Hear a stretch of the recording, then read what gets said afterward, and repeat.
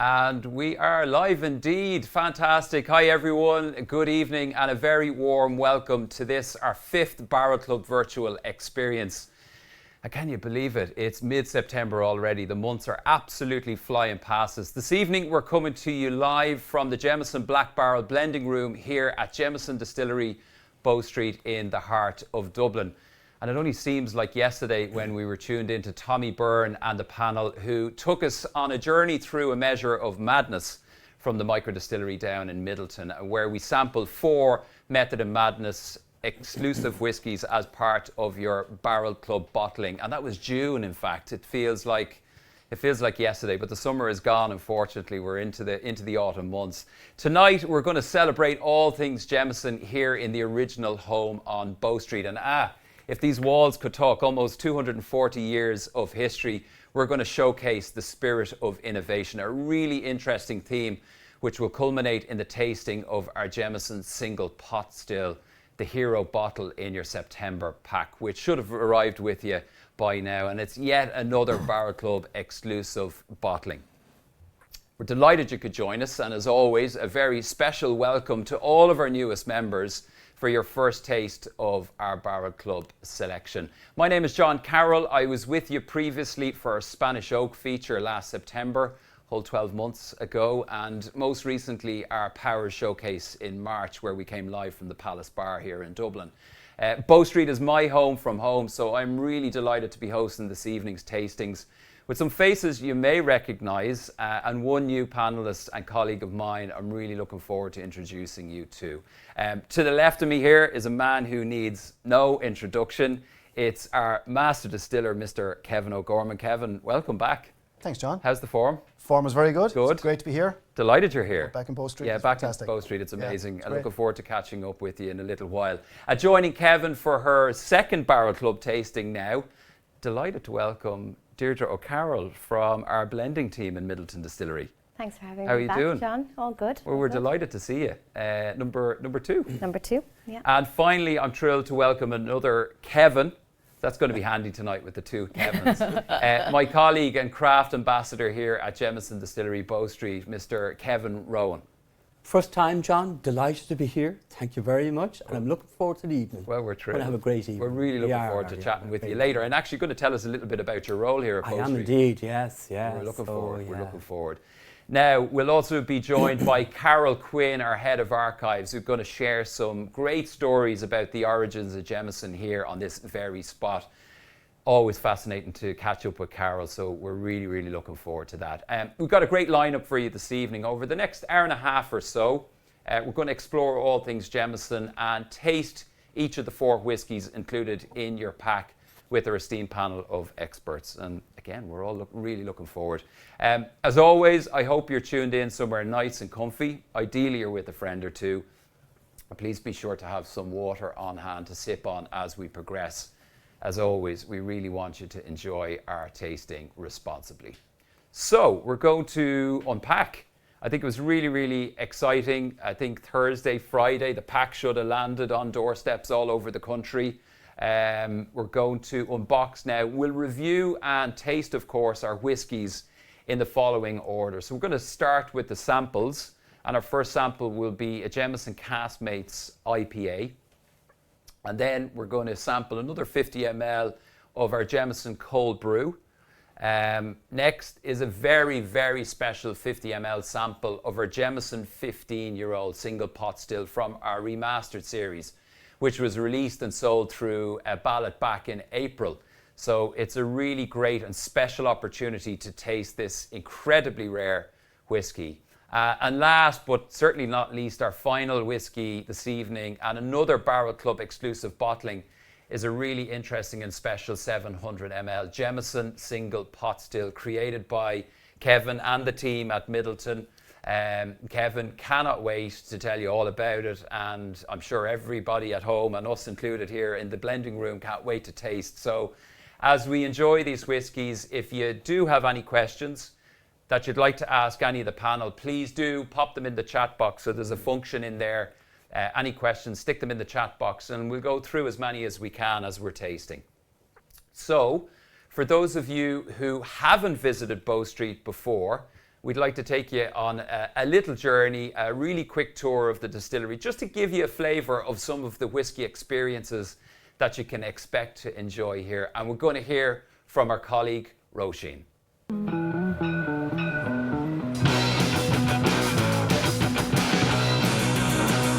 This is where it all began, in 1780, when the enterprising John Jameson, alongside with his wife Margaret, set up his distillery right here in Smithfield.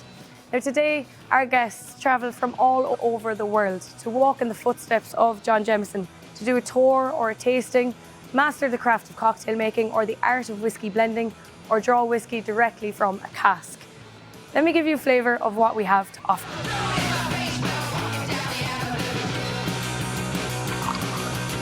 We're honoured to have been awarded the world's leading distillery tour for 4 years in a row by the World Travel Awards. We think John would be very proud too. So let's get our experience started.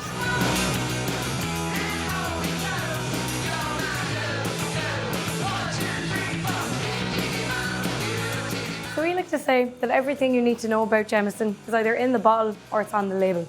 We have over 240 years of stories waiting to be explored.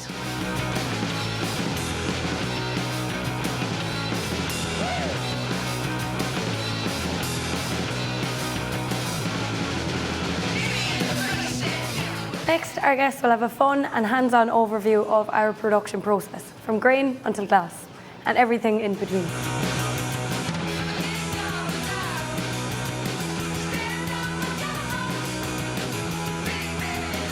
This is where it all happens. Whilst the spirit of Jameson is living on here in Dublin, the heart is now beating down in Midleton, where all of our whiskies are distilled and matured today. Ah, the magic of Midleton in a glass. Launch it. On our Jameson Black Barrel blending class, our guests learn through tasting. It's a deep dive into our production process where you blend your own whisky and get to take it home as a keepsake from your time here at Bow Street.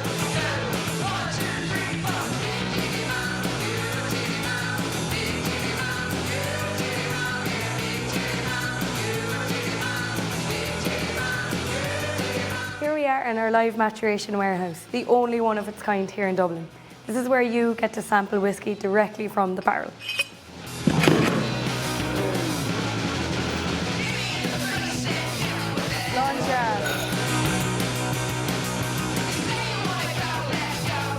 And if it's cocktails you fancy, then look no further. In our cocktail masterclass, you'll prepare 3 different recipes, shaken and stirred. What's not to love?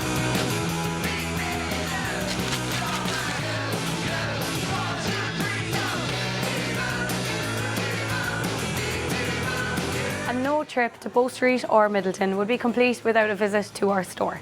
Bag yourself a distillery exclusive whisky, personalised with your name on it.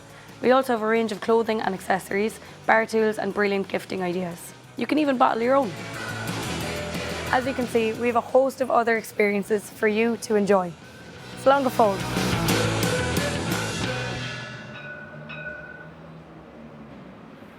That was a nice whistle-stop tour. Great job, Roisin. Thanks a million. There's something for everyone within the 4 walls here at Jameson Distillery, Bow Street. So we really do look forward to welcoming you very soon. I'm delighted, when I speak of welcoming to Bow Street, I'm delighted to welcome back Carol Quinn, our Head of Archives at Midleton Distillery, who's popped up the road again from Midleton to join us this evening. Carol, how are you doing? John, I'm delighted to be here. Bow Street is home from home for me. Fantastic. I absolutely love coming up here. Head of Archives. Yeah, I have one of the best jobs in Irish distillers. You do. Just for people who don't really know too much about archives, and I'd say that's the vast majority of people. There's about, I'd say, 300 to 400 archivists working in Ireland today. And what we do is we look after our documentary heritage, the records of the past. And they're the evidence of the past, and we curate them and try and share the knowledge that the past gives us. Brilliant. What a job. Only 300 or 400 in the entire country. Yeah, people don't realise it's actually a professional qualification. I did an MA in UCD. That's the route into the profession. And you're up with us for one evening only, but anybody who's had the privilege of popping down to where you do work in it's an incredible environment within the Distiller's Cottage. It is. I'm based in the Distiller's Cottage, which is unique for many, many reasons, but one of which is it's actually positioned right on the border of Old Midleton and New Midleton. And I think it's kind of a metaphor for my job, using the past to inform the present and hopefully the future. Well, listen, can we spend a few minutes on the past while you mention it? Let's. Yeah, absolutely. So we're back in the original distillery back 1780, John Jameson. Back where it all began. Yeah. And one of the questions people often ask me is, why Bow Street? John Jameson could have taken his pick of any site around Dublin. Why here? Pardon me, the excitement is getting there. But it's because today Bow Street is very much part of Dublin city centre. But if you go back to the 18th century, it was practically in the countryside. And just to the north of the distillery here were barley fields, the main raw ingredient for Jameson whisky. And also, crucially, inside the walls of the distillery was a source of clean, pure water. The distillery had its own well, and that's where the water for the whisky making came from. There was no need to dip into the River Liffey. That's clean enough. It's clean enough, but it had a different purpose. Yeah. It was a mode of transportation. Okay. Bow Street is quite close to the river, so you had your raw ingredients, your barley, you had your clean water, and you had your distribution network on the River Liffey. Fantastic.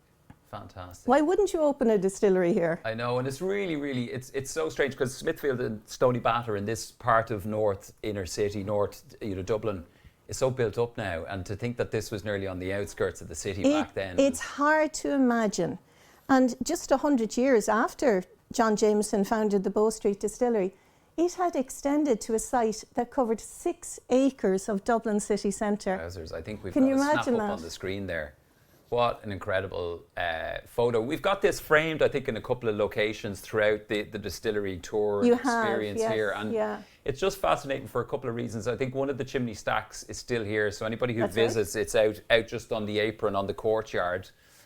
We welcome hundreds of thousands of visitors from all over the world every year. And actually, most people will come in through the archway, and you can actually see that archway is there. That's where people 40 years later will pass through. And then there's just can I just ask you on this, because there's a really kind of strange feature on that. I mean, Bow Street itself looks like a boulevard here.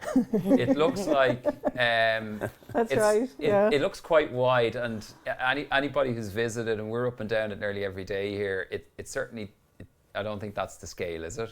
It's not really. No. There's a little bit of artistic license has happened here. I think, to be fair, they're trying to promote Dublin City, so they've made it look slightly grander. Now, the distillery is to scale in that image, but the street, Bow Street itself, it's quite a narrow cobble street, and it's something that personally gives me a thrill. Every time I come here, I walk up that narrow cobble street, and I imagine all of the people who would have walked there before me. I get a little shiver. You still get a sense of that. So if you walk out onto the other side, onto Smithfield Square, it's all still cobbled, and it nearly you could nearly transport yourself back in time just to...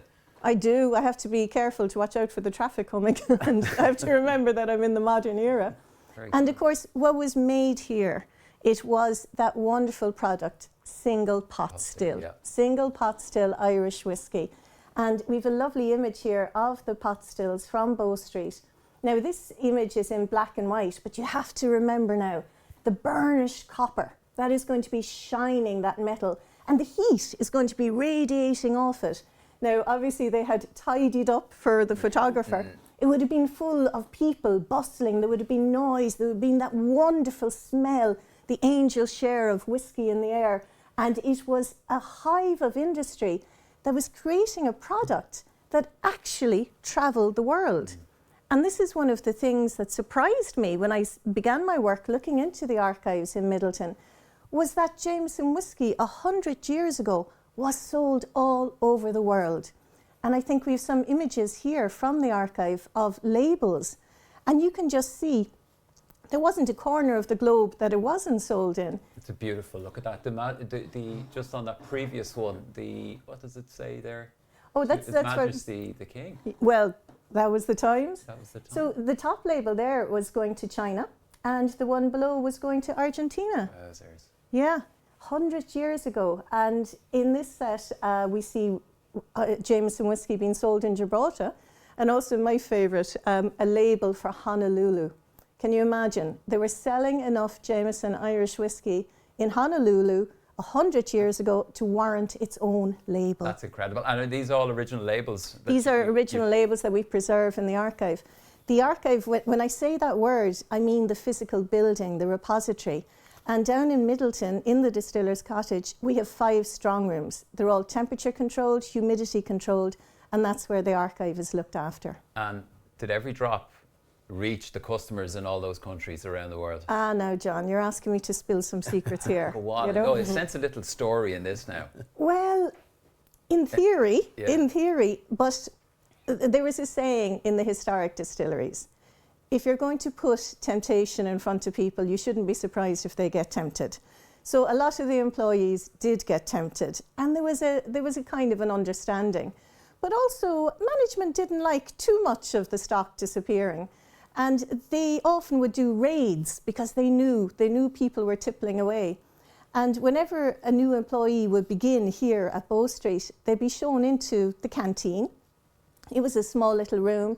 It had a little gas cooker, and on top of that cooker was a little silver teapot, stainless steel. We'd have all have seen them, a little battered, nondescript little teapot. Yeah. Non-offensive, there you'd go for your cuppa. And management knew that there was whiskey hidden in the room, and they would raid it, but they never found it. So on your first day at work, you'd be told, whatever you do, don't light the gas under the teapot. New make spirit. So you'd go in for a reviving cup of tea, and reviving it was. Kevin, does that still happen today? Well, You can neither confirm or deny. I put my hand on my heart now. All right, but it's a great little story, and we really enjoy telling that story. It's brilliant. That's part of our experience. It is. It's here part of our today, history. Yeah. And we always get a little giggle out of that one. Too, as well, yeah. Very enjoyable. And the image of the original pot stills, I think on the front you could see there was the openings in the ground. I presume that's where the coal... Absolutely, there would have been coal-fired, which was another reason that the location here in Bow Street was so convenient, because you could get your coal delivered not only by horse and cart, but by barge from the River Liffey. And considered a dirty job if you were in doing all the shoveling of the coal. Well, now, there were a few dirty jobs around any historic distillery. Cleaning the chimney on Smithfield wouldn't have been a clean job, but there was a perk. There was a perk to that. If you were doing a dirty job, it meant you got an extra glass of whiskey or grog a day. So even though it could have been hard work, there was a reward. So people queued up for it. And that tradition lasts. So every single visitor who passes through our doors here at Bow Street or Midleton, at the end of their flagship, the main experience tour, they get rewarded with the daily grog, which is a complimentary Jameson ginger and lime. I think it's something we're going to have to bring back. The daily grog. The daily grog. Yeah, it's nice. Very good. Very good. So much history and heritage, and as I always say, we could listen to you all evening. There's definitely a book. There's a book there somewhere. You're going to pop back in a few minutes' time. I will. We're going to continue our chats. For now, we're going to jump forward in time to our first tasting of the evening with Deirdre and Kevin. And it's our Jameson IPA edition, which is part of our Caskmates series. When you're looking to season your casks and swap some tasting notes, it's good to have friends at 8 Degrees Brewing. They make beer we're so fond of, we even let them borrow our barrels. And when the beer-soaked barrels return full of new IPA and stout notes, we couldn't wait to refill them with Jameson. The result?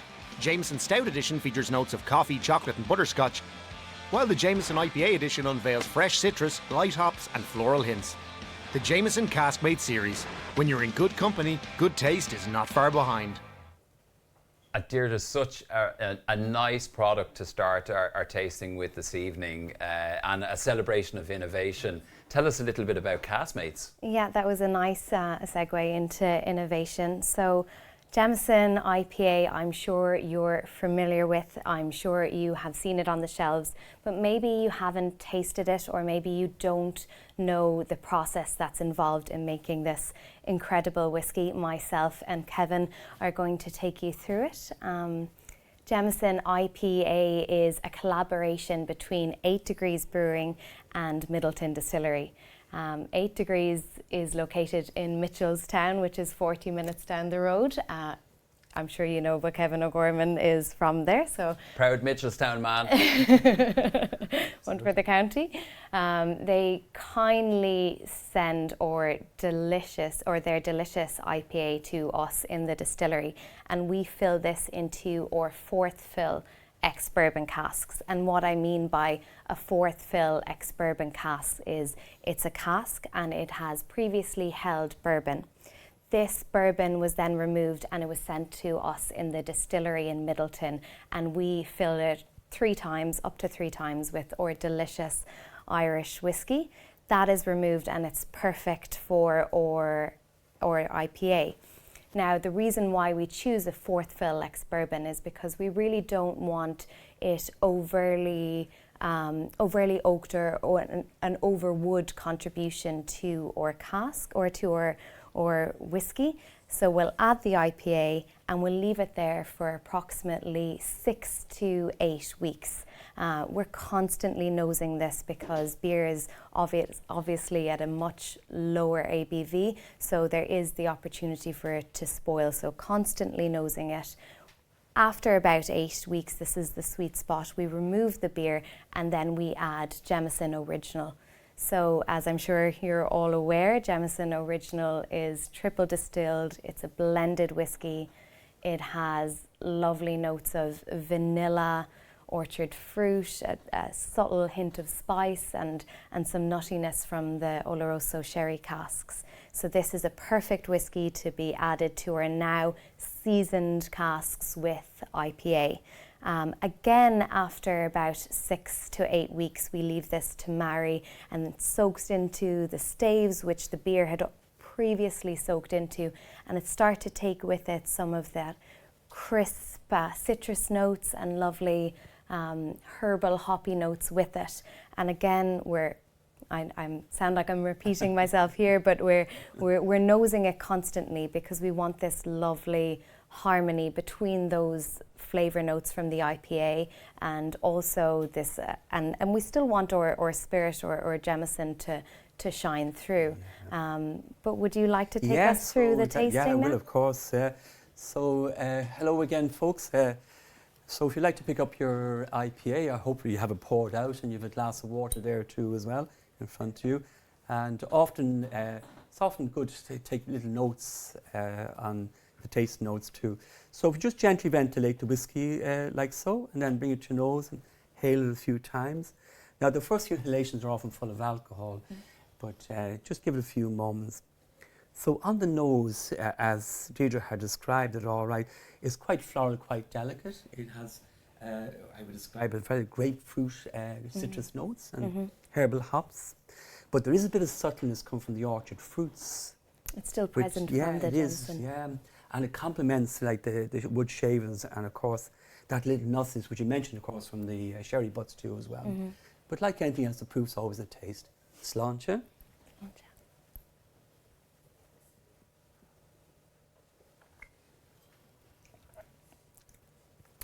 Lovely, delicate, spicy tones.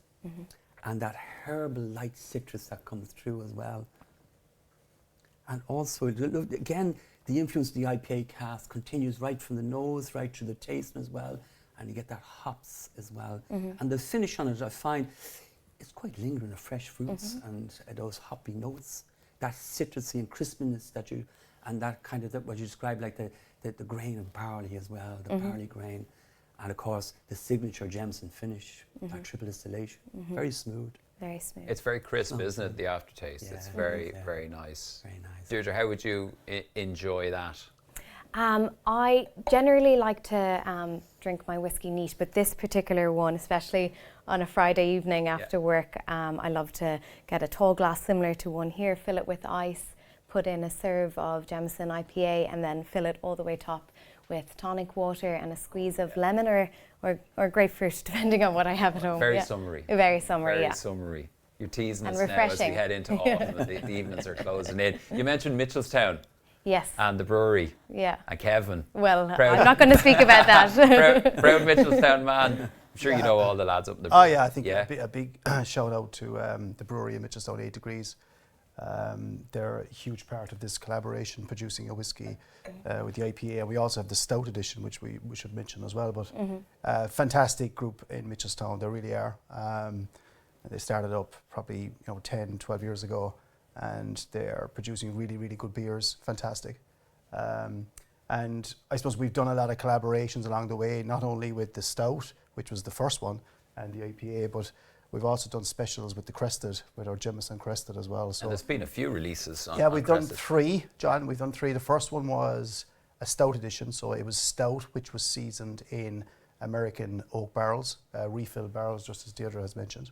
And then we took out that Stout after about maybe 8 weeks or 9 weeks, and then we put in our Crested blend into that, and that took out this lovely Stout flavour. So that was the first one. The second one was a Belgium triple beer in a sherry butt, refill sherry butt. And again, that was really, really interesting. And then the final one, I think it was last year, 8 Degrees did a very special barley wine in Irish oak. So we gave them some of our Irish oak casks. They put in their barley wine, which is quite a high strength, quite a robust beer. They took the beer out, and then we put our Crested into it. So that was the third release. Magic. Brilliant. And again, all this innovation, trying different things, that's what innovation is about, and it's great.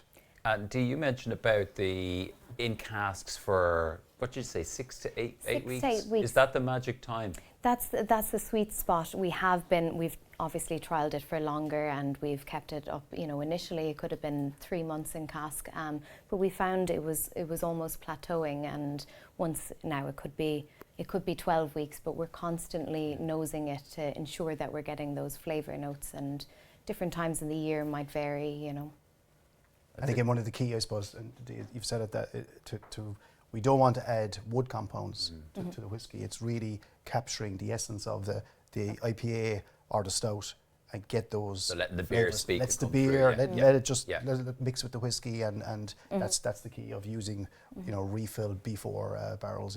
But I would imagine for everyone, like it's an exciting process for both, I suppose, a brewer and a distiller and a blender and the full teams in experimenting with. But you can nose a beer and you can nose a whiskey, and you can have an idea of what will happen in the cask. But it wasn't even that barley wine and Irish oak. It was for me. There was pineapple. It was exotic fruits that you don't necessarily get that often, and it's a really exciting process. And it's great that 8 Degrees share that same innovation spirit as we do. So they're And always at the end of the day, it's a great choice for our customers.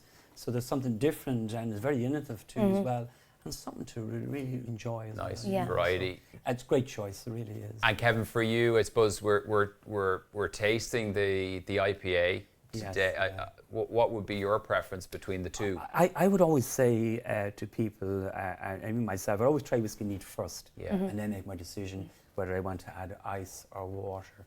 I never be afraid to do that, but always start out neat first and then make our choice. And then in terms of the IPA and the Stout edition, I know we're not testing I know, the Stout. we're not doing the Stout, okay. We might include the Yeah. Stout in a future. Yeah, absolutely, In a yeah, future yeah, theme. yeah. What would your preference?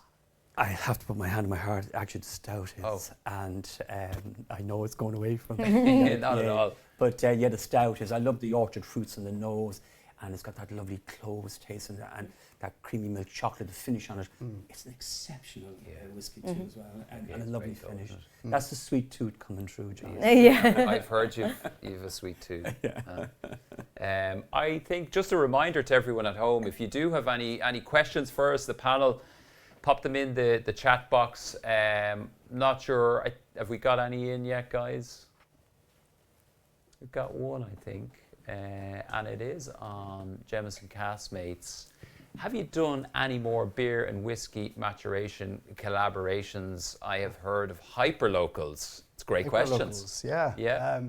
So yeah, over the years, I suppose, obviously the first one was with Castmates, the Stout edition. But what we've done probably over the last 7 or 8 years is that we have collaborated with a number of microbreweries and breweries around the world.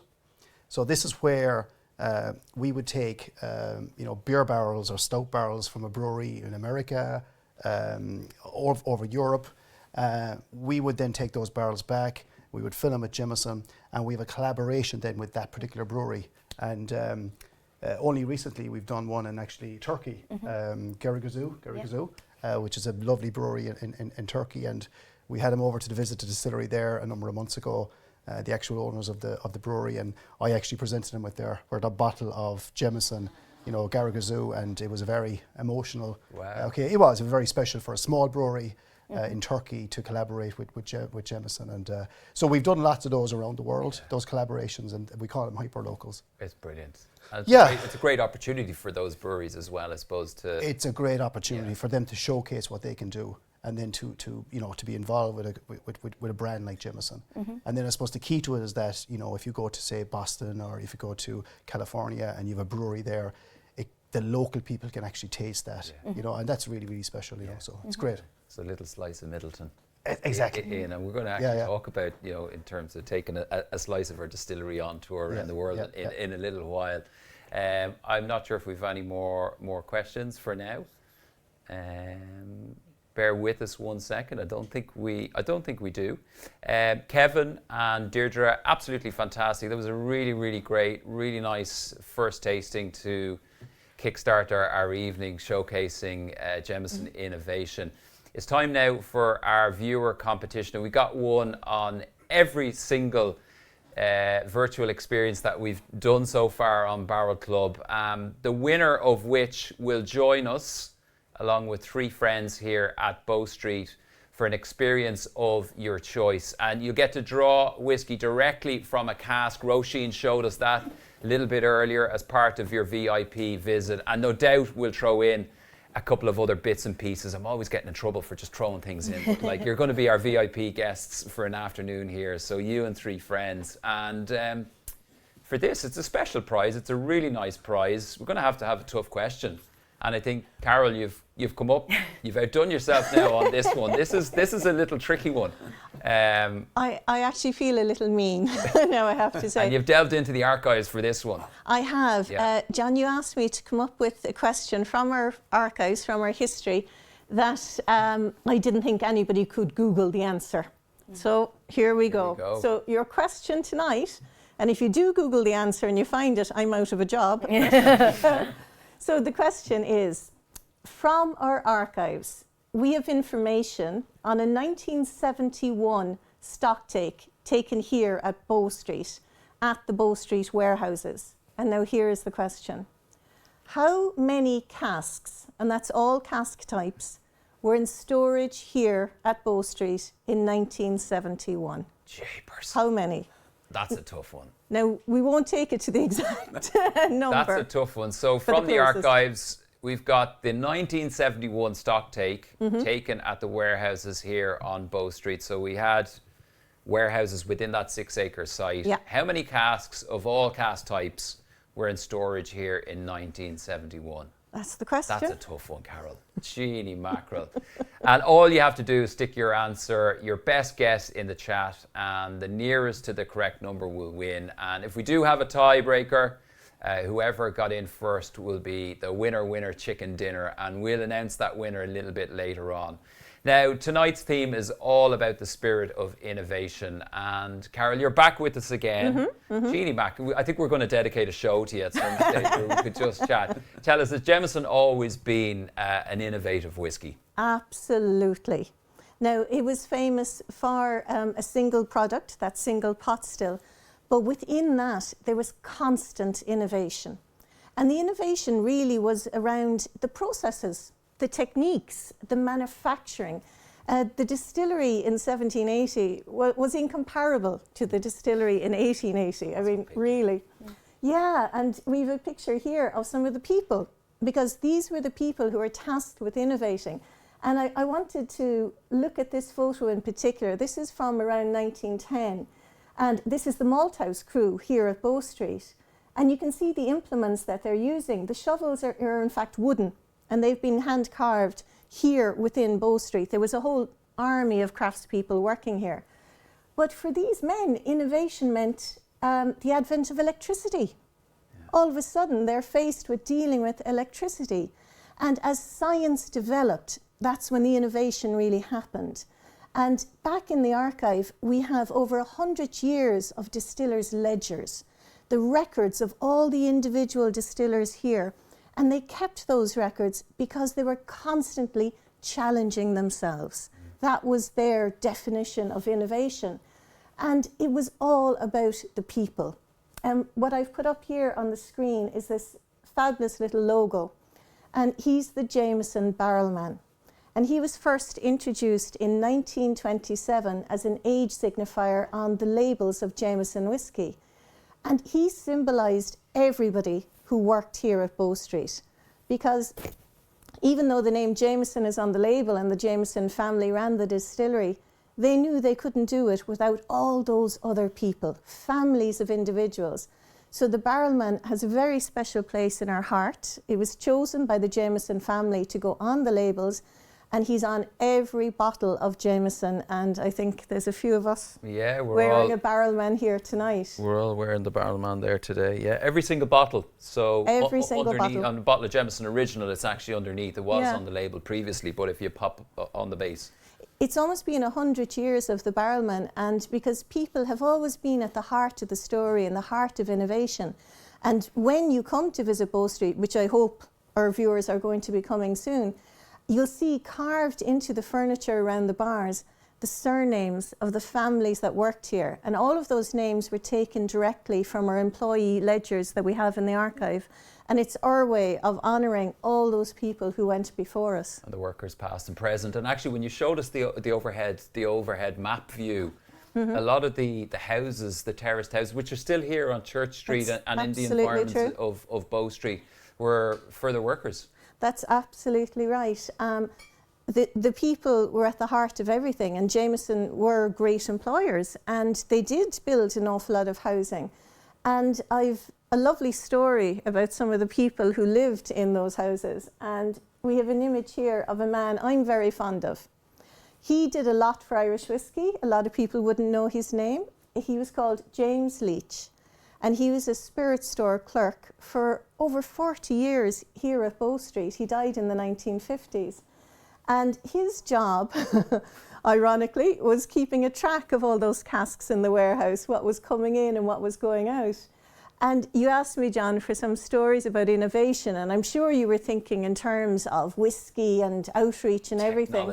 Technology. Yeah. But what James Leach did, which I thought was very, very innovative, he worked with the casks, and he lived nearby in a Jameson house with his family that involved 2 young children. And he would take the long staves from the sherry butts and bring them home to the inner city in Dublin and create seesaws for his children and grandchildren. That's very, very... And I thought that is a lovely story of innovation. On the job. And what a dapper. Could we stick him back up again there? Dapper, absolutely dapper. Where did he live, Carol? He lived just around the corner on Church Street. So not far to go up to Louis Copeland's now to get his 3-piece there. Look at oh, he's given the 2 Kevins a good run for his money there. He certainly is. Oh my word, that is a fantastic picture. And, but I think we forget, it's human hands, then as now, who made this whiskey. And of course, things didn't remain static. And one of the biggest innovations, really, one of the biggest changes for Jameson was, of course, the change in 1968 when it moved from being single pot still to a blend. And that was brought about in response to customer changes in taste, changes in the whole drinking experience. People were more interested in lighter blends rather than what they perceived to be the heavier style of pot still. So Jameson never wanted to shirk a challenge, took on the change, and in 1968 became a blend. Now, this involved a new bottle and a new label. So the classic now signature Jameson bottle, that green bottle that's so iconic, that was introduced in 1968, along with a new label that had on it the Jameson crest and a seal on the label as well. And so it became known as Red Seal. And sometimes even today in Dublin pubs, if you order a glass of Jameson and you look at the till receipt carefully, it'll say Red Seal. That's incredible. Yeah, yeah. That's incredible. And you mentioned change and move, and obviously that was a significant change and a move in the late 60s into the early 70s. Then there was a fundamental change, moving from where we are right now within the four walls of the Bow Street Distillery. That's again one of the things I'm asked most often, you know, as we spoke about earlier, why Bow Street? And then if it was so wonderful and you had such a committed workforce here, why leave? And the answer, of course, is Dublin City had just grown up so much, it almost swallowed the distillery. We looked at that image earlier and of the wide boulevard. But anybody who knows Bow Street, it's quite narrow. Yeah. And while you might have got a horse and a cart and a wagon up and down Bow Street, there is no way you could get modern trucks. Absolutely not, and definitely not a tanker, whether of grain or spirit moving in and out. So really, it was almost the success of Dublin City in expanding meant that Jameson had to reluctantly close the doors here on distilling and move to Midleton. Pastures new. Pastures green and new. And it was, and I suppose with the fresh, abundant, you know, river, Dungurney River running through, and all of the other elements, it was the perfect location. It was and is the perfect location. It has all those advantages, being close to the barley fields of East Cork, the supply of good clean water, and I'd have to say, some great people. Tremendous people. Tremendous. The best of people. We always love to see, and thank you so much for travelling up from Midleton again. Delighted. To be with us, Carol. Thank you. We're going to get you back. I think we'll dedicate a Stories with Carol session for Barrel Club at some stage. Thank you very, very much. And there is a book in you at some stage. Go on. Okay, folks, we have seen the influence beer can have on whiskey. So we went a step further and looked at coffee. Irish whiskey and coffee. Now, there is a novel idea, you may think, but our own innovation team took a different approach to the traditional Irish coffee. Meet our new brew. Jameson smoothness meets coffee richness. Two favorites, one bottle.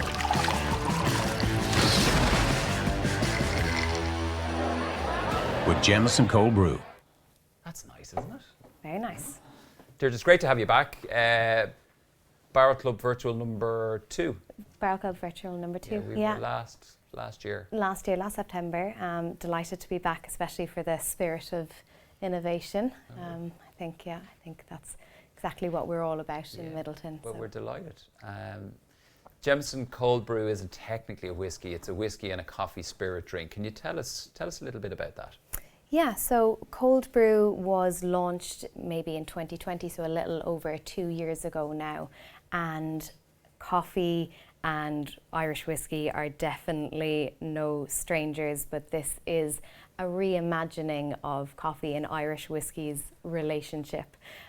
Cold Brew, as you may or may not know, is made from 100% Arabica beans. So these are sourced from Colombia and Brazil. Really rich, intense coffee taste. I'm a big fan of coffee also, so it's a lovely style of coffee by itself, and then add Jameson Original to it. Because there's water in the cold brew, it actually brings down the strength of this to 30%. So it's very, very subtle, but that also brings out, I think, the vanilla and the nuttiness with that lower strength. But no point talking about it. We may as well have a nose if you haven't nipped into it already. So immediately you're just met with this rich, intense coffee note, but there's also this lovely nuttiness. And then this lovely sweet vanilla here also. And then if you give it a swirl, as Kevin mentioned earlier.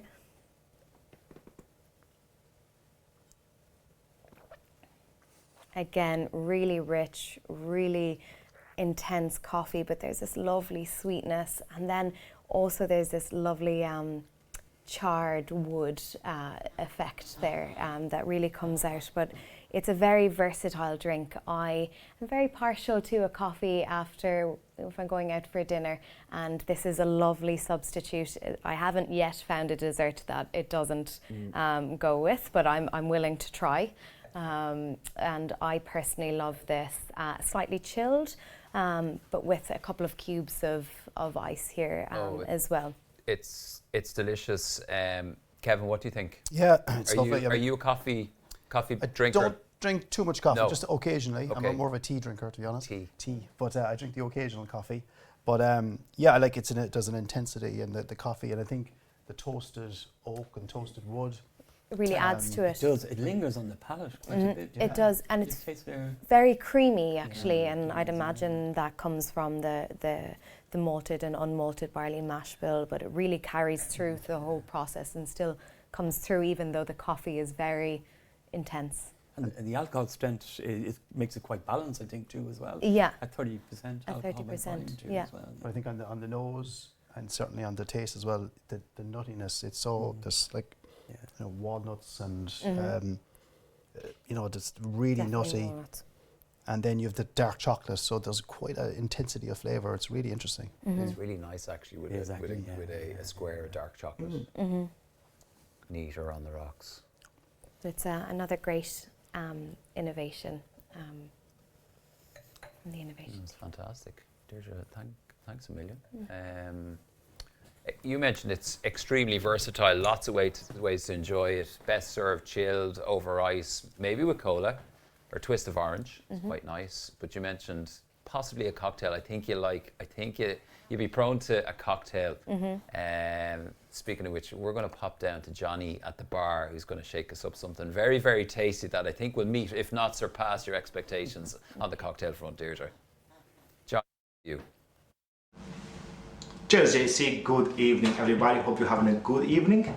Tonight we're gonna make one of the most popular Jameson cold brew cocktails here at JJ's bar in Jameson Distillery. We're gonna have a cold brew tini. For that, we're gonna have 3 simple ingredients: Jameson cold brew, brown sugar syrup, and some freshly brewed coffee. We're gonna start making the cocktail by adding 50 ml of Jameson cold brew to the shaker. Then we're gonna add 20 ml of brown sugar syrup and a shot of freshly brewed coffee. Now we're gonna add some ice to the shaker.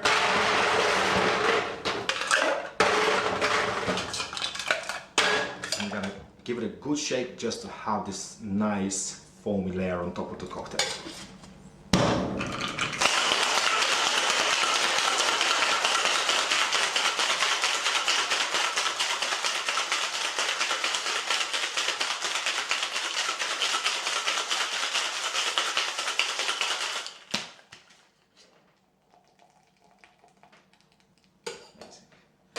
Now, as you can see, I had some ice in the cocktail glass just to pre-chill the glass, so I'll have the cocktail nice and chilled. And then just gonna double strain the cocktail just to eliminate every single piece of ice from our cocktail.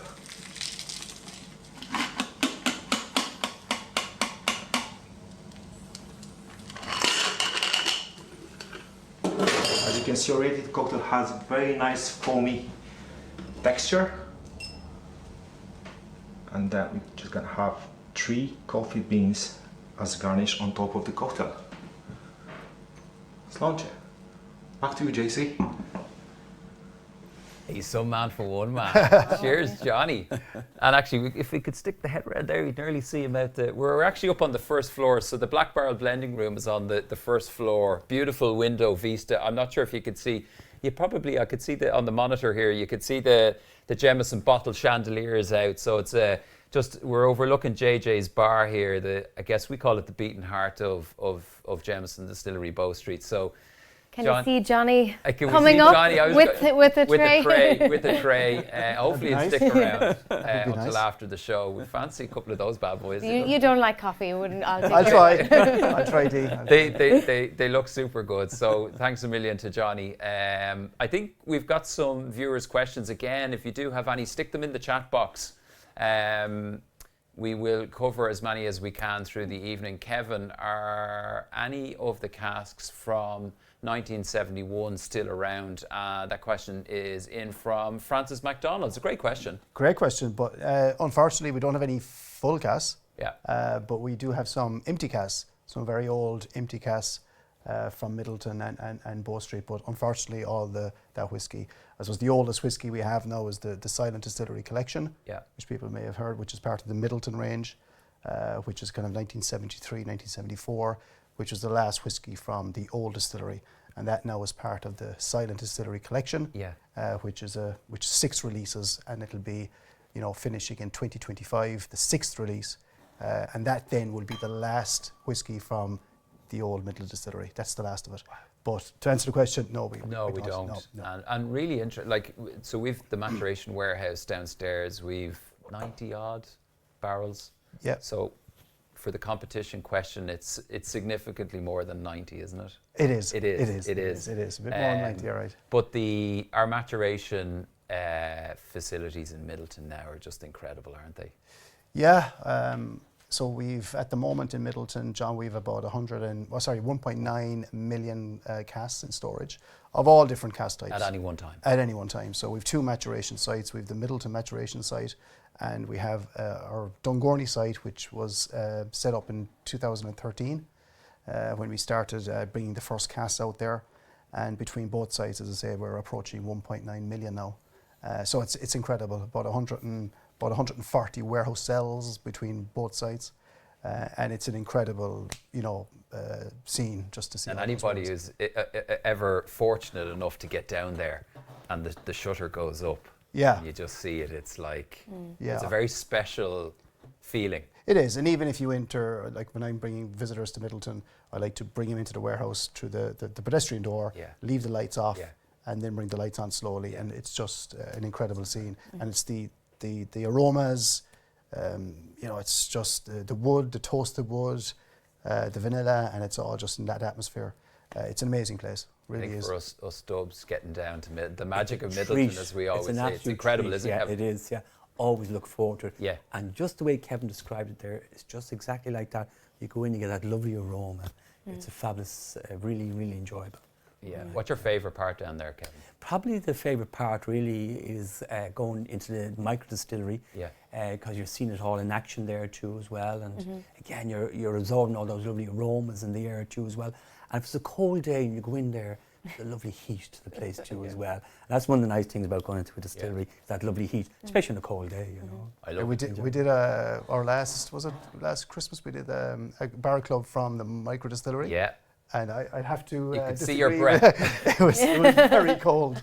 So the weather was incredibly. Remember that? It was cold. I couldn't make it, unfortunately. Oh yes. I at the last minute had to step away. But it was. I can remember it. You got those messages. Yeah. We had a cold spell, and we had to shut down the micro obviously to do the whole thing. But it was very cold. Yeah. I love down in Midleton.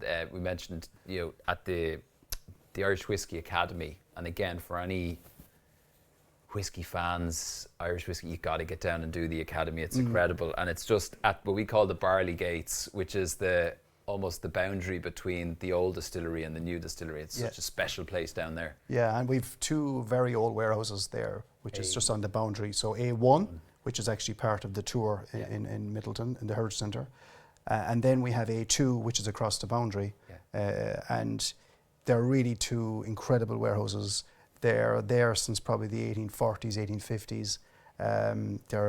We only stack the barrels maybe 2 or 3 high there. They're on their bilge. Some are on the bilge. Some of the very old barrels are on the bilge, and just the atmosphere there and the sense of, I suppose, history and tradition.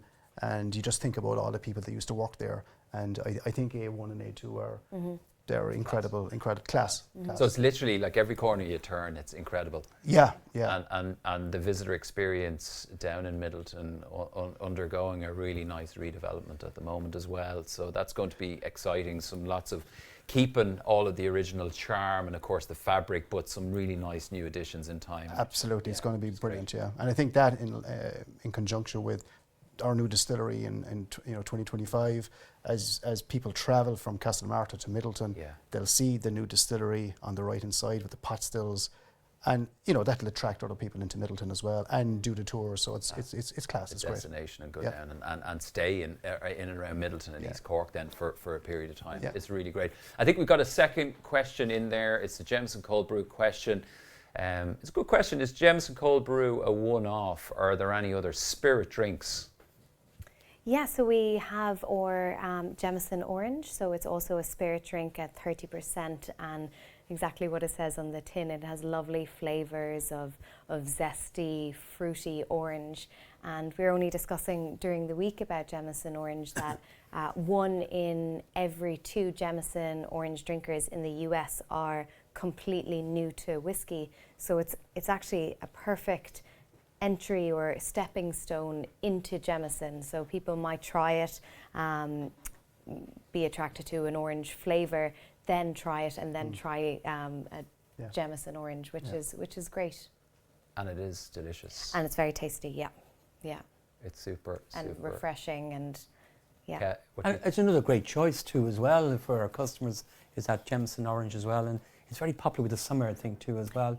And when you probably throw lemonade over with a little bit of ice in it too as well, it's a really refreshing drink as well. Yeah, and you can get that here. And you can get that here. That's very popular here with all our visitors actually, And again, it's a striking right balance on the alcohol strength on it too. It's not too strong either, It's really, really nice, and look, hopefully we'll have a few more coming down the road. We're working hard. Yeah, very good.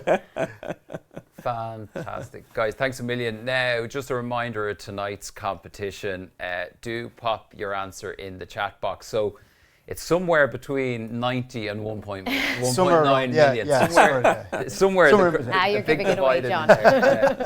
Stick your answer in the chat box, and the first correct or the closest answer wins. And we've probably I think we're going to keep it open for about 15 minutes or so, guys. And we'll announce the winner a little bit later on. Now, Jameson is the fastest growing Irish whiskey in the world, passing the 10 million case milestone for the first time this year. We're exporting to more than 130 markets all over the world. Carol mentioned actually way back in the early part of our history, we're exporting all over the world. We're up to over 130 markets, Kevin, all over the world. It's super impressive. And for Franz of Jameson overseas who can't make the trip to Smithfield here or down to Midleton, we've brought our distillery experience on tour. We've made stops in South Africa, in Portugal, and most recently at Hudson Yard, which is a super cool space in Manhattan in New York City, where Ger Buckley and the very wonderful Irish singer-songwriter Dermot Kennedy made an appearance. I don't think together. I think they are working on a collaboration going for Christmas #1 this year. So 2 superstars, but on this occasion in New York in their own right. And there are plans for us to visit other countries in the near future. Kevin, with all this expansion and exporting, I think we're going to need a bigger boat. Some great news hot off the press in the last week or so, as you referenced, around our new distillery in Midleton. Tell us a little bit more. It's super exciting. It's super exciting. So we're after an incredible few weeks down in Midleton. And last Monday week, we announced the building. We're building a new distillery adjacent to our existing distillery. So a number of years back, we purchased some land just across the Dungorney River, about 55 acres or so, and that's going to be the site of our new distillery. And it's going to be up and running, all going well, by 2025. Obviously, planning permission and the relevant licenses have to be all attained. But all going well, 2025, we would hope to get the pot stills up and running. But it's incredibly exciting. The location is amazing. As I say, if you travel from Castlemartyr to Midleton, heading towards Midleton, on the right-hand side, you'll see this. It's on the corner, is it? It's on the corner, just as you turn right. Just look right there, and what you'll be faced with is this wonderful new pot still house, architecturally designed. It's amazing. It is very nice, Yeah. and they say a picture paints 1,000 words, but I think we've got a little video just to share with our viewers to have a look at the plans. Good. Yeah, really nice. Good.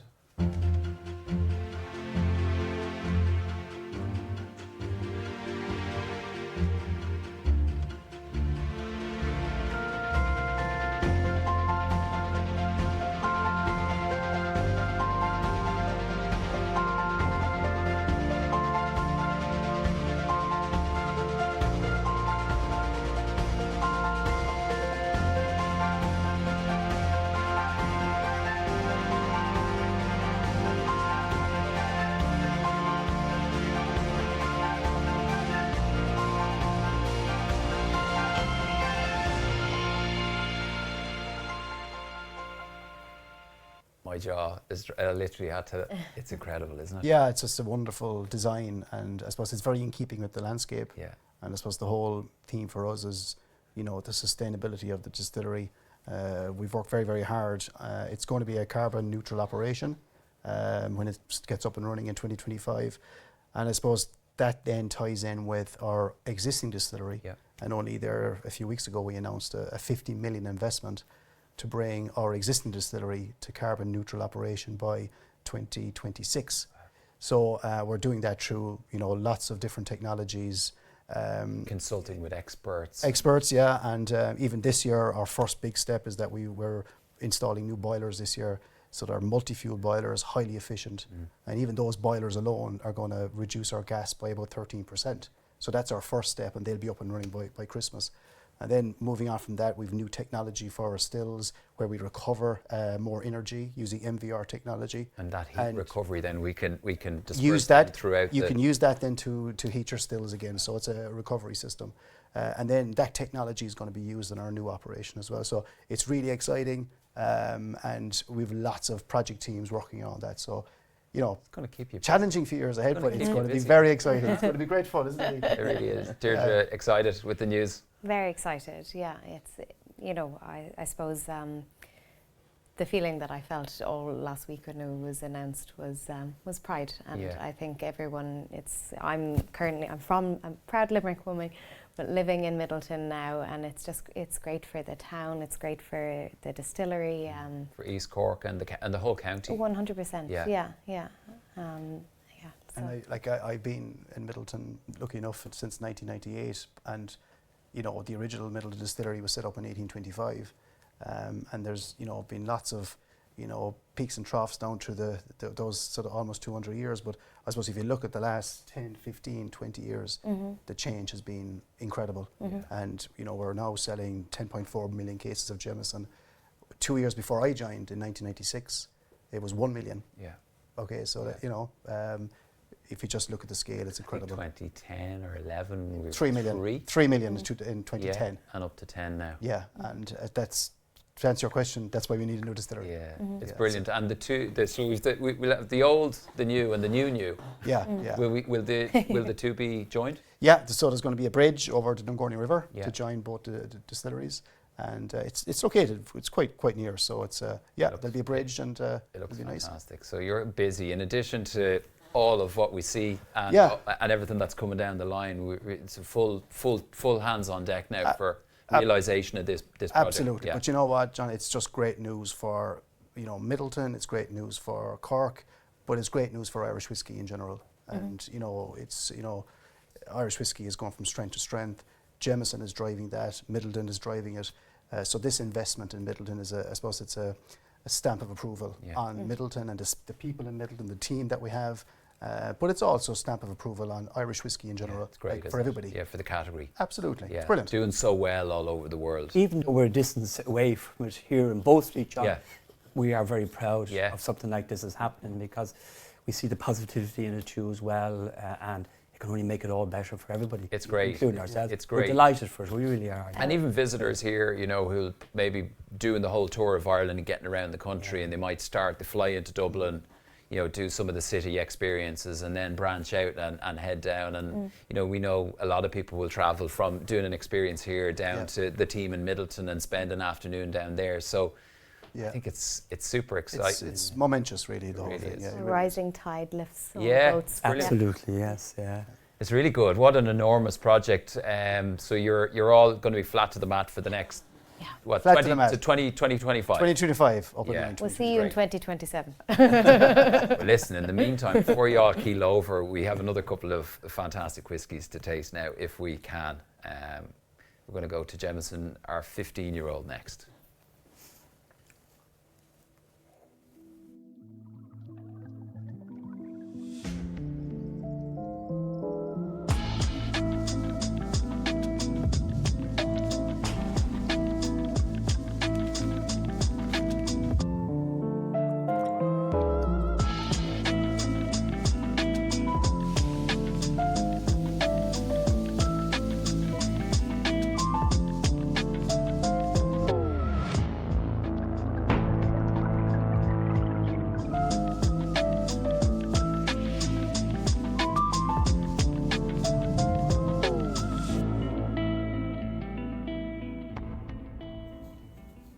So in tribute to an extraordinary heritage, we merge past and present to add a new chapter to the remarkable story of Jameson single pot still.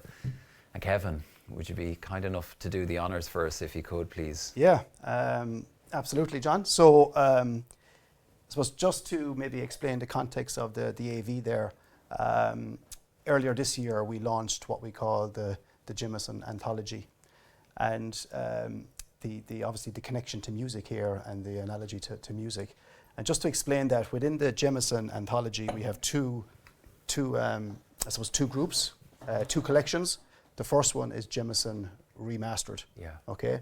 And what Jameson Remastered is that down through the years, Jameson had some incredible whiskies that came and went for various reasons, and they were discontinued.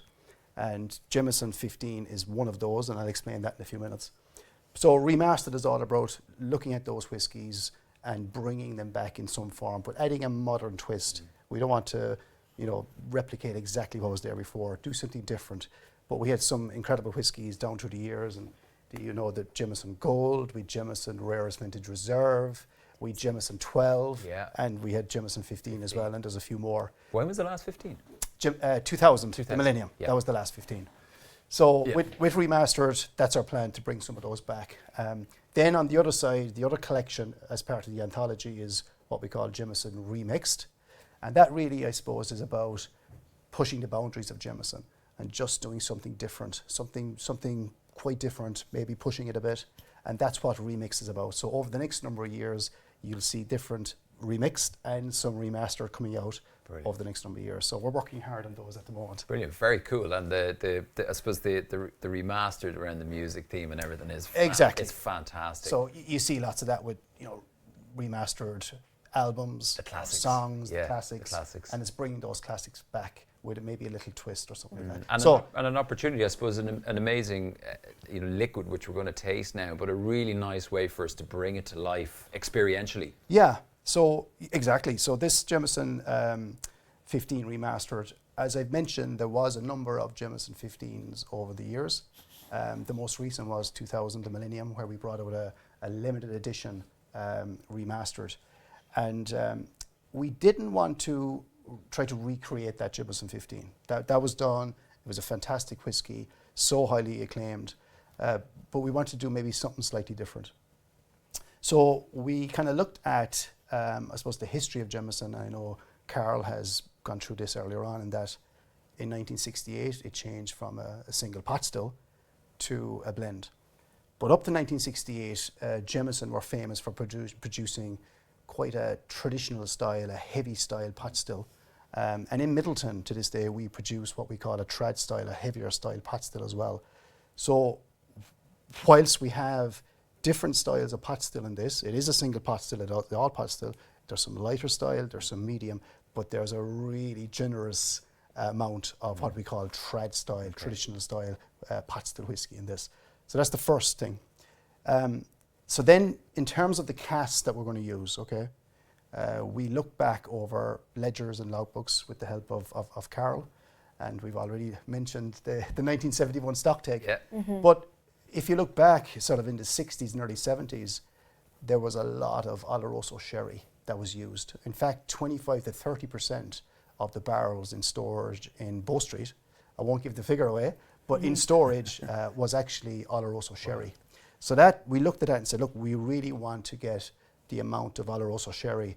And when I'm talking about first fill, these are first fill Oloroso sherry to make the main component in this whiskey. Very robust. Okay, well, you'll see in a minute, okay? So it's a single pot still. It's bottled at, 56.4%.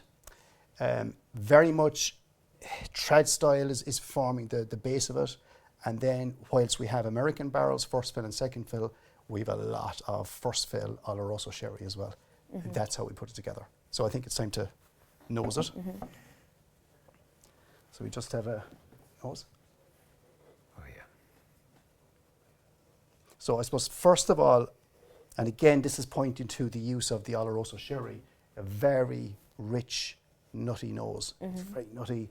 If you think of walnuts, maybe hazelnuts, it's quite a nutty nose. And those Oloroso sherry butts really have a say.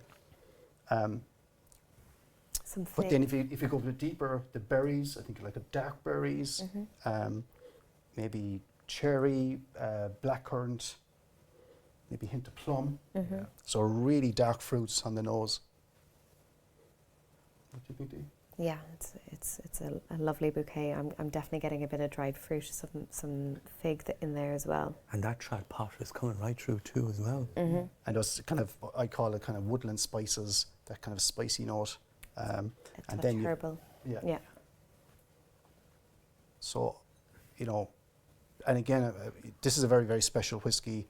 It was a limited edition back when we launched it back in April. In April, yeah. I think we only did 2,220 bottles, but we kept some back for our friends in the Barra Club. So, look, this is Very really, really special special. indeed, It's great yeah. to celebrate this and Yeah. explain how we put it together. So we'll have a taste. Great. Sláinte. Sláinte. Sláinte. Sláinte.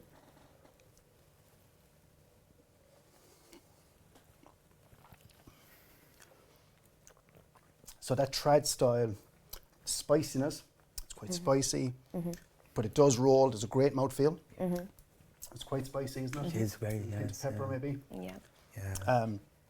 You also get a touch of the caramel and sort of milk chocolate maybe as well on the taste. But really, really nice on the taste as well. Yeah. And very long lingers, which really I suppose the trad pot style is lingering there. It's kind of, I call it oily, kind of an oiliness.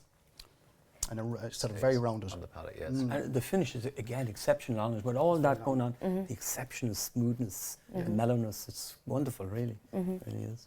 Kevin, you mentioned trad style. What are the other styles we've got? So in Midleton, we produce grain whiskey and we produce pot whiskey. And within the grain whiskey, which we might chat about later on, we can produce different styles of grain whiskey. But within pot whiskey, we can also produce different styles of pot whiskey. And when I say styles, it goes on the intensity or the robustness of flavour. So we have a lighter style, we have a medium style pot whiskey, and then we have this traditional heavy style. And we produce those styles of whiskey by changing a number of things. I suppose that first of all, the makeup of the components that go into the faint still and the spirit still, that's the first way. We also change the amount of steam and the boil off rate. But I suppose the most important thing that we change is our cuts. Okay, so when you start boiling off a still, your vapors rise up the swan lake down the line arm, hit the condenser cold water and condense into spirit. So the first vapors that rise up, these are the volatile compounds that we put to one side. They're called the heads. The heads, yeah. Then you move into the middle cut, which is what we're looking for, this middle cut, this centre cut. And then after a number of hours, you move on to the slow coaches. These are the slower compounds coming. It's like a race. Yeah. They're coming up last. They're heavy. They're heavier compounds, and they're, I suppose, heavier and more oily, and they come in last. They're what we call the tails. Tails, yeah. So what we do is that centre cut, by adjusting that second cut, if we make it longer, we include more of the tails, more of the heavier compounds, giving you a heavier distillate. Or if we reduce that cut and we eliminate some of those heavier tails, we get a lighter whiskey. So by playing tunes with the cuts in and out, we can produce a light, a medium, or a heavy style whiskey, and that's how we do it. Magic. Yeah, that's Kevin Rowan, every day's a school day. It is indeed, yeah, and that's a wonderful explanation, There you all go. right, yeah. We're all taking notes here. Yeah. so that's how we do it. So again, this one, I suppose, the foundation, the base of it is really trad pot based. Yeah. I think when we were putting this prototype together, I particularly remember that parcel of light pot whiskey in first fill bourbon barrels, and you know, usually from first fill bourbon barrels, and especially with light pot, you're getting a lot of caramel and vanilla, but it was just a particularly fruity parcel. So even though we're talking about the Oloroso sherry and the heavy trad pot, that's the foundation. We almost layered it then with this unique fruity parcel of LPM, and for me that really just comes through in the nose. And I'd suggest maybe people at home as well, just add a little drop of water. You know, I just add a little drop of water, okay? Just a small drop, and then just it mutes the alcohol a little bit. give it a swirl. Yeah. And it tends to allow more of these aromatic compounds to be released. And then if you nose it again, it even becomes more fruity. Yeah, and those autumnal fruits and dark fruits, and I suppose that caramel toffee note becomes more noticeable as well. So it changes the whiskey just by adding a drop of water. It's exceptional, Kevin. And the bottle itself as well is Yeah, it's a lovely bottle, and beautifully designed. the whole packaging was, there was a piece of outer wrap Yeah. which gave the history of Bow Street, Yeah. and there was 2 sides to it, Very nice. and it was a really, really well done. It was fabulous. What's next in the planning? Oh well, Say no. He's like that no. for future Barrel Club. Yeah. Future Barrel Club. I think we might have a couple of questions. No doubt, everyone at home is enjoying it. We can't see the reaction, but certainly, I think the chat box is being. Kevin's after. Yeah, he sees the question there. Are there any other whiskies planned for this remastered series? So took the words right out of my mouth there. There is. Yeah. We're actually working on some at the moment. So I suppose I've mentioned some of the whiskies already. Yeah. I can't reveal which one will be next. Yeah. But suffice to say that we're working hard on all those whiskies and giving our own, I suppose, modern twist as well. I think maybe I'm repeating myself here, but we don't want to replicate exactly what was done past, before. yeah. We're going to add maybe a modern twist based on the original. But use the original as building blocks. Absolutely, then yeah, absolutely. Okay, and the second part of that question is, will they all be limited editions? The remastered, yeah. I mean, we'd probably, yeah. Like at the moment, the plan is there will be limited releases, and again, a lot of that depends on the amount of barrels available and the amount of liquid that we've available. But yeah, it probably would be limited. Yeah. Brilliant. We might take a final. So hopefully everybody at home is enjoying it, and we'd love to hear comments back and some feedback. What did they think of the whiskey? I've absolutely, I've no doubt we're getting lots of great reaction in there. I don't think guys, have we any more questions there that we want to know? It's okay. Well, we're actually fast approaching the end of the show. I think we're up around. Time flies. Well, we're absolutely, yeah. I think we're around 9:15 now at this stage, aren't we? Yeah, that's brilliant. Before we do wrap, we do want to actually just make sure that we'll be given another couple of minutes in terms of the question. So give us the question again, Kevin. Okay. It was back in 1971. There was a stock take done. Yeah. In Bow Street. Yeah. And they had a number of different warehouses based in here in Bow Street. So the question is, how many casks of all cask types were they in storage in the 1971 stock take here at Bow Street Distillery? And then we're only talking about Bow Street. At the time, there would have been American barrels, there would have been sherry butts, which we've mentioned, there would have been hogsheads, there would have been wine barrels and all that. So it's every cask type. So very straightforward question. It was a tough one, wasn't it? I think there's a lot of action. I'm hearing in my ear here that there's a lot of great guesses. I think we have the winner, chicken dinner, as we say, Kevin Rowan. Do you want to give us? I certainly will. You want to give us the exact? Certainly the will. exact, All right, yeah. the exact number. And I'm shaking here for it because that's just a wonderful. It is 15,532 barrels.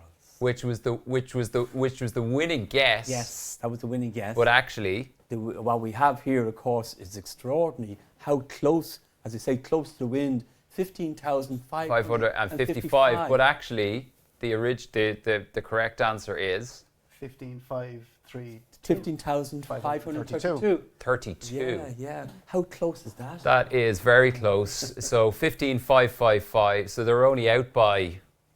Oh, my maths is not great. Where's my iPhone? That's amazing, close. Is not great, and 30. I'm embarrassed to tell my guess. What did you guys say? I said a very conservative 1,333. I think I said something like 3.8, or because I saw you were like 3, and then I said 3.8. Raise it. And the winner is, I think I'm hearing here. This is John Brown. John Brown. I don't know where. Do we know where John is? No. John, you've won a trip for you and 3 friends to Jameson Distillery, Bow Street. Any experience? Roisin gave us a flavour of The experience is on offer. And John, you're the winner. We're going to get in touch with you early next week. So you and 3 friends to come in and be our guests, VIPs, for an afternoon here at Bow Street. And we really, really look forward to hosting you. Now, for our Barrel Club members who joined us back in September last year, this Jameson exclusive bottling was your 4th and final quarterly delivery as a year 1 member of our Barrel Club. We'd like to sincerely thank you for joining us on this journey of Irish whiskey exploration. We really do hope that you've enjoyed the experience. We've loved having you with us.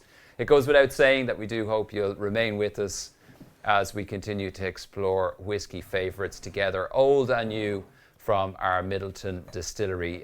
You'll have received some emails from us regarding resubscription and some exciting year 2 rejoining perks, so please do keep an eye. Kevin, you and the team have been really busy planning the year ahead, and specifically helping us with Barrel Club. Yourself and Deirdre and Dave and everyone at Midleton has been fantastic. I can't believe I'm going to say the Christmas word. I know. But we're fast approaching. When you think back to the June Method of Madness drop in virtual, it only seems like it was yesterday. So probably Christmas is the same distance ahead now, and it'll fly. Blink of an eye. It's incredible. Yeah. Late Tide Show and all that. Stop. Stop at the lights and everything. Oh my God, yeah. So yeah, we're looking forward to it. And yeah, we got something special. We have something special coming up at Christmas. Yeah. We're going to have an exclusive first bottling of a special Redbreast for the Barrel Club. So we're working hard on it at the moment, and we're looking forward to it. That people love it. No, that's brilliant. And can we spend a minute or two just even having a chat about like the whole process that goes in and trying to come up with our themes and our liquids? It's a huge team effort, isn't it? It's a huge team effort from everyone. But I suppose the beauty we have down in Midleton, John, is that we have so many, I suppose, different types of whiskey. And I've mentioned earlier on that we have, we've grain whiskey, we have pot whiskey, we have some malt whiskey. Then within that, we have different types of those whiskies. Then we've all different types of barrels. And then within the barrels, as Deirdre has mentioned earlier on, we have first fill, second fill, third fill. And then we've all the different ages of whiskey. So we've a huge, amount of permutations of different whiskey, which we can showcase to people. And we just love coming up here, telling people what we do, or just letting them know and giving them all the stories. So we've lots of, I suppose, specials coming up in the years ahead, but there is a lot of work in the background from everybody. Packaging, the blending team, labeling, design that goes into this. It really is. It's a massive team effort. It is. It really is. It is. Thank you. And you do so much work on the whole blending side and putting together different blends. It's incredible. Billy and Dave are kept busy anyway. It's brilliant. But it's brilliant. Well, thank you. Really, really appreciate it. Now, some of you may not know that part of your Barrel Club membership involves a complimentary invitation to attend our in-depth Jameson Black Barrel blending class here. Kevin, delighted to chat with you again. We didn't have far to travel today, did we? No, not at all, John. We're on home turf. We are, and I'm delighted to be here too this evening as well, and get the great opportunity just to explain probably what I do myself. Yeah, it'd be great if you could. You literally came from hosting guests here straight in. Yeah, that's right. Yes. So as a craft ambassador here, we meet and greet all our guests who come here every day, and I also deliver most of the experiences here, from boating experience right through to the private tasting, and of course the blenders masterclass here too as well. But what I really like about the job is the one-to-one with the guests, because giving them lots of advice, because people do ask you for advice. So I like to give them the key factors, the tasting notes, the price point, and kind of help them to make a decision, an informed decision too as well. And that takes away great memories. They take away great memories with them too as well. But it is fabulous. People from all over the world, they come through up onto Bow Street, through the archway, in the front doors, and just there's always that sense of like... Oh yeah, it's the awness of the whole place, But what I really particularly like, of course, is I do the blending class here, the blending master class in this very room. So I'm actually I'll be back here tomorrow. I'll be here for a couple of hours here tomorrow too as well.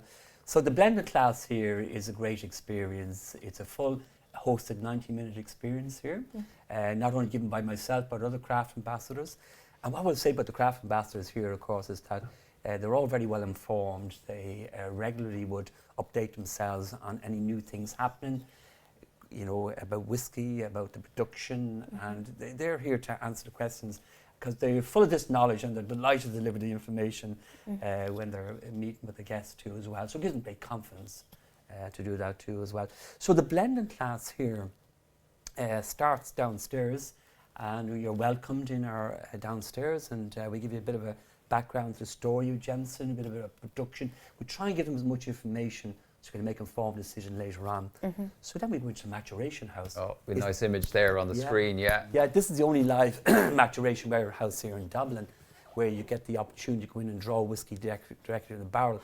And you're actually drawing it from our black barrel cask strength, which you can only get here or down at the distillery down in Midleton too as well.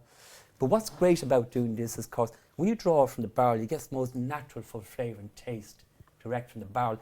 It's not coming from a bottle, this is direct to as well. But also all going around you as well, that lovely aroma, the smell, the angel's share, it's all here. And it's here in a lovely... And then, of course, we bring them upstairs here to the blending room here. And here we start off giving an overview about what they're going to be doing today. And then we break it down that we then give them, start them off with the full sensory experience. We bring them on a sensory journey because we want, again, give them as much information so they can make a decision, because at the end of the day, they go home with their own blend, which is a great thing as well. And you can see that we're very well equipped here as well.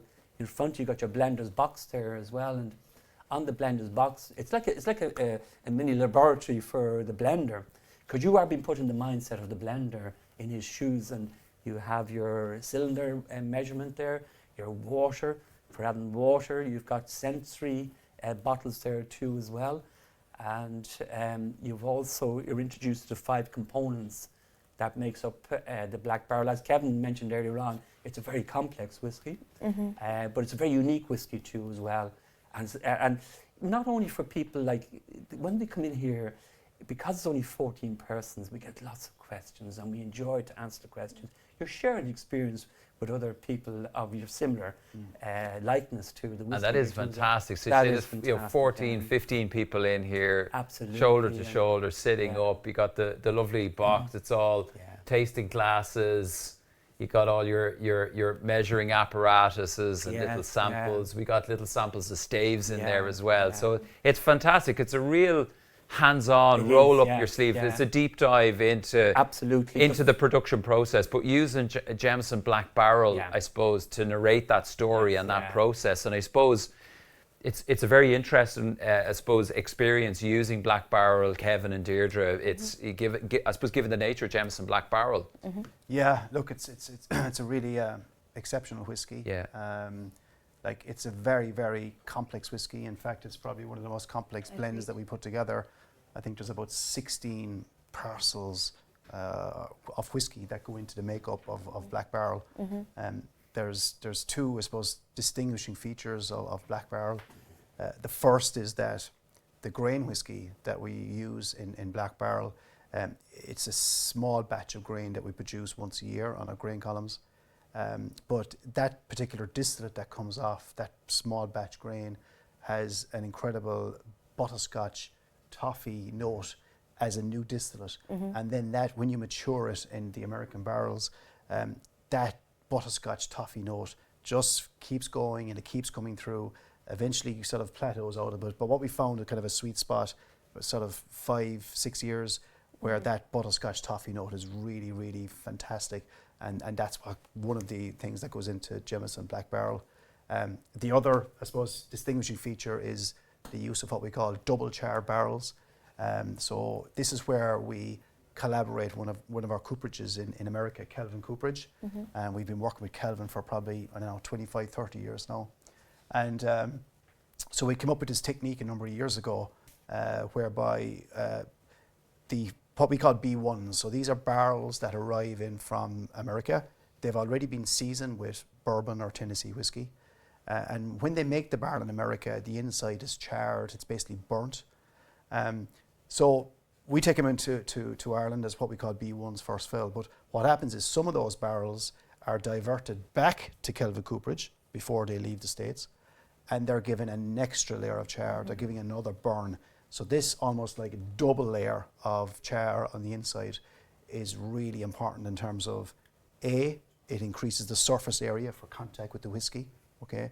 But B, these extra flavours of toffee, vanilla, honey, butterscotch start to come into the whiskey as well. So it really imparts the flavour. Absolutely. So between the double charred barrels, between that special grain whiskey, it all comes together in this wonderful black barrel, as well as other components as well. But they are probably two of the distinguishing features. Well, listen, there's no excuse. You've sold it now there. Oh, well, there you go. Between Kevin and Deirdre, you've sold it. So you know what? There's no guessing what Kevin's saying. It's all there on the nose. The caramel, the butterscotch, the fudge. It's all there. yeah, it's a fantastic experience, and to be able to come in, as I say, roll up your sleeves and spend an hour and a half, draw whiskey from a barrel downstairs, come up, and it's really nice. It's interactive. It's, they can't see off camera here, but like there's chalkboards here, and we're estimating, you know, percentages and whatnot, and then ultimately to be able to walk out with your own. Absolutely, your own blend. and it's a personal progression, because when you come out with a lot of knowledge too as well. You've learned a lot today, and you come away with your blend. And also, we also have the lovely notebook, which you take away with you too as well. Because I always encourage people, which I mentioned earlier on when we were doing the IPA, like to write down the notes, and you know, like that, you just build up a catalogue over years, and by doing that, you know, you can relate back to your notes. But it's very important to keep your notes. And Every time I see you around the bit, you're somewhere in, and you're taking notes, and you're, because every day is a learning day, Absolutely. as you know. Absolutely. So, but it's a great idea for the next time you go tasting. You can bring it with you too. well, listen, there is a lovely one for book. everyone in the audience, be it a visit to Bow Street here to do this Jameson Black Barrel blending class, or a behind-the-scenes tour at Midleton Distillery. Do get in touch. If you haven't yet visited or redeemed that, please do check back through your emails from us on how to book. And we'd absolutely, Kevin and the team here and the guys in Midleton would love to host you. Our aim with Barrel Club is to remind you of current favourites from Midleton Distillery and introduce you to new whiskies along the way. And for us, it's just as important that we further your knowledge of our existing whisky portfolio, as well as introduce you to Black Barrel first tastes and exclusive bottlings. And Kevin, you mentioned just the effort that goes in, but it really is that nice balance between, you know, the current portfolio from Midleton that yourself and Deirdre and all the team are responsible for producing, and then also it's just some of those really nice exclusives as well. Yeah, it's a mix of both really. We just love being part of the Barrel Club, and I suppose explaining to people how we craft these whiskies and how we put it together, because you know, every whiskey that we have, as well as the whiskey itself and the craft that goes into it, but there's a story behind the whiskey. There's the people, there's our suppliers, there's our, you know, the wine barrels, the Oloroso sherry, the American bourbon barrels. There's a story behind all that, and we like to explain that and bring people on the journey. So it's fantastic. And I think some of the themes that you curated, so like our first two drops were around the influence of Spanish oak, which was quite nice. We had a yellow spot, and then we celebrated all things single pot still then at Christmas last year. And even that first, the Oloroso sherry and the Spanish theme. You know, we had a video of the family Antonio Paez in the bodega, and Paco Lozano, who's one of our key contacts in that cooperage. He actually retired a number of weeks ago, and he's coming to visit us in October, isn't he? Brilliant. And we're going to look after Paco. He's been with us for... He's looked after us long enough. He's looked after us long enough, probably 30, 35 years. And we're going to get him back to Midleton in October. And Brendan Monks, my predecessor in maturation, is going to pay us a visit as well. That's a special evening. It's great. Yeah. And like, this is all about, it's, you know, our collaborations with our suppliers. It's not a case of just purchasing barrels and, you know, whatever. It's a lot more than that. It's the relationships, and it's building up those over 30, 40 years. It's incredible. Amazing. So Friendships. Yeah. Friendships. Amazing. Absolutely, yeah.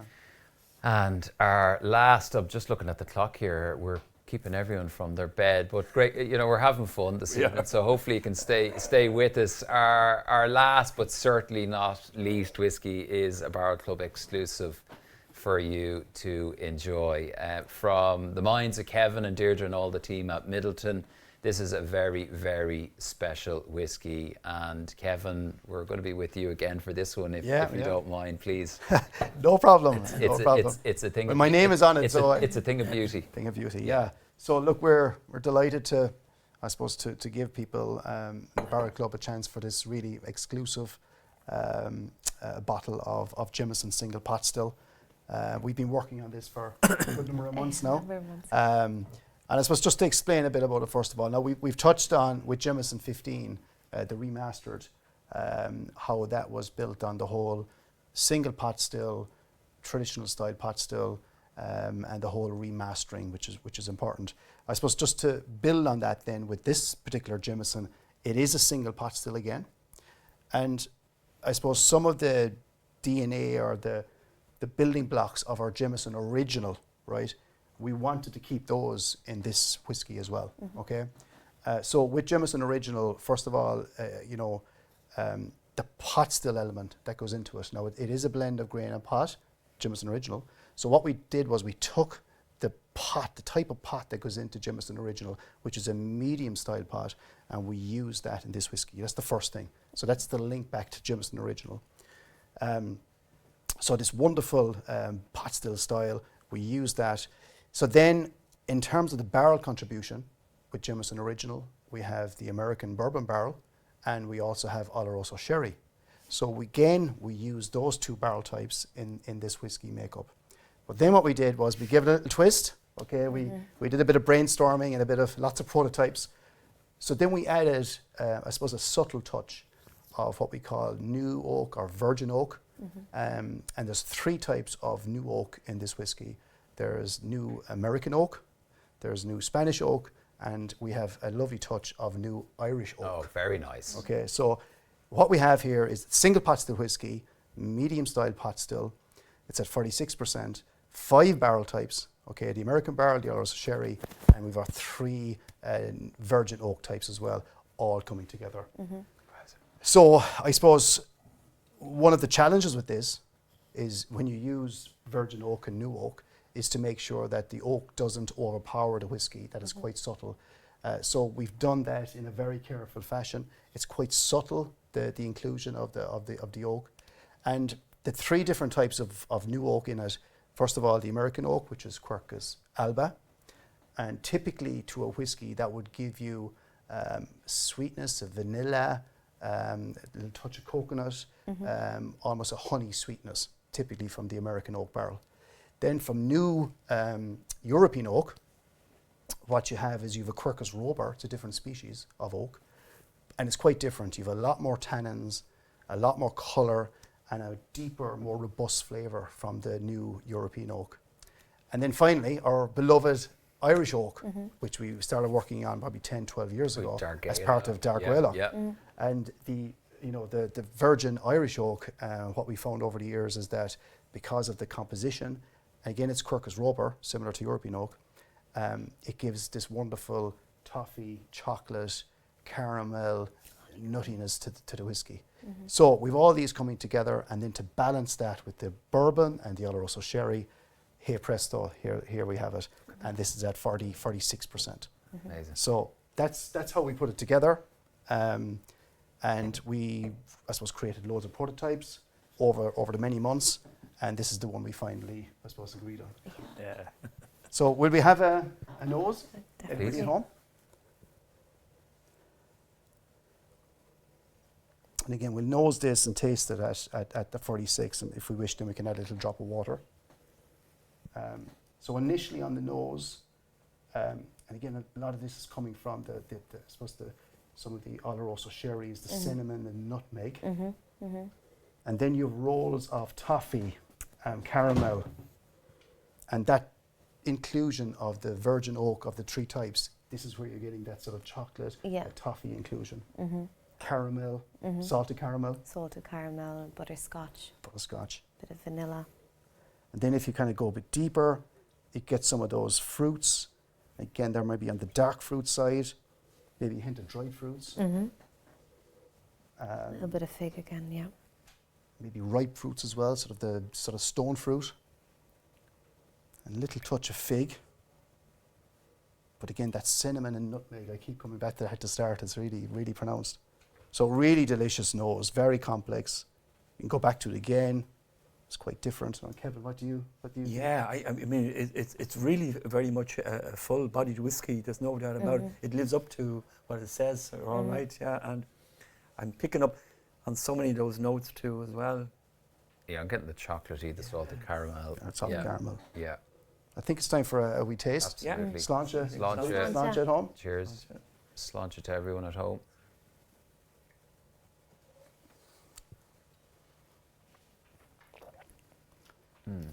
And what an explosion of flavours. I think when we put this together, we settled on the 46%. We tried different strengths, sort of maybe higher and lower, but we just said, that was kind of the sweet spot. We just felt the inclusion of that virgin oak, it just really came through nicely at the 46%. It was just nice in terms of the spices, the chocolate, the caramel. I was going to ask really you that, yeah. How did you? Yeah, it was really trial and error, and we settled on the 46. And I don't think there was any, dispute. We were all happy Not with that that there ever is. Oh, there is. But again, at the taste, kind of dark chocolate, spicy toffee. Lovely really. grated ginger in terms of spice, and a tiny bit of clove there. Yeah, a little bit of pepperiness too as well. Yes, A little bit of dryness now. It's not too prominent, but it's there in the background, all right, That's probably coming from the virgin oak, I'd imagine. It is. It's particularly the virgin European and the virgin Irish oak would have a nice bit of what we call tannins. Yes. And that tends to dry in the mouth a bit, so that's probably where that kind of dryness is coming from, the virgin oak, It's very nice. Exceptional. It's exceptionally good, yeah. Thank you, thanks Yeah, very much. very Yeah, well done. it's the team at Midleton again. It's a team effort. It's so I hope everybody's enjoying it at home. It's really good. I think we might have a question.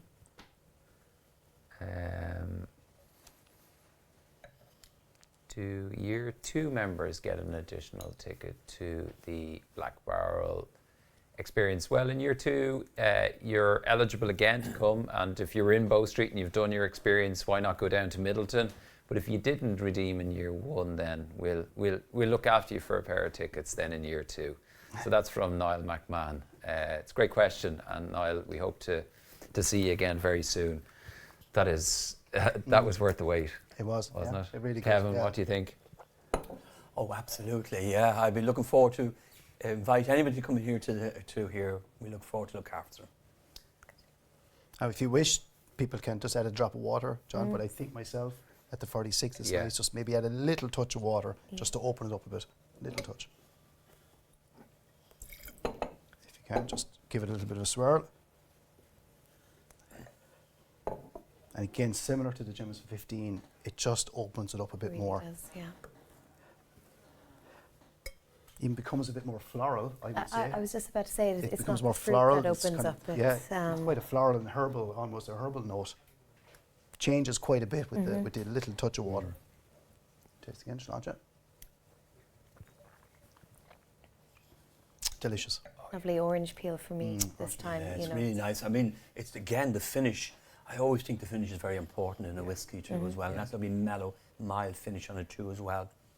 And it just seems to be for a while. It's nice. Very enjoyable. I do like it with the drop of water. water. Yeah, it's nice. It's nice. Yeah. And again, it's a personal preference for people at home, adding water or not. You know, typically for a whiskey, you add a little drop of water, it does open it up, and it allows some of those compounds to be released. So a little drop of water is good. What a tasting tonight.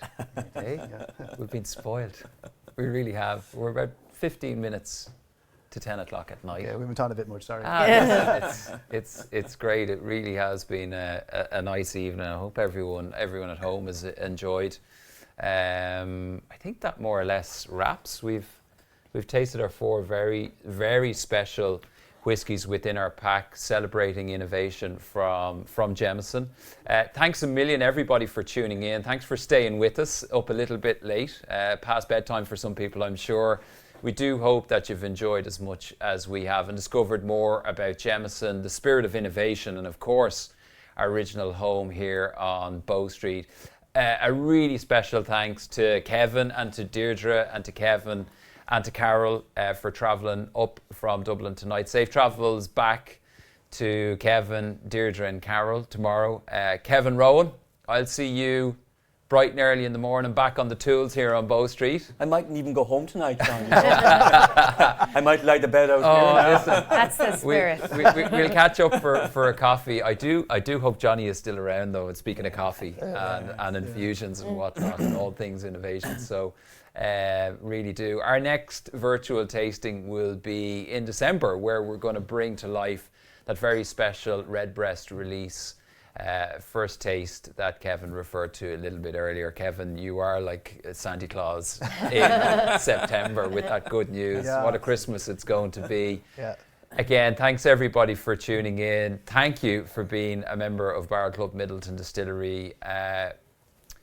Sláinte and good evening. I think that's all. We'll grab a glass here of this very special Jameson single pot still, and we'll wish everyone a good evening and hope you have a great weekend. Sláinte. That's it from us, from Jameson. Enjoy the rest of Bow the Street. evening. Sláinte. Sláinte. Take care.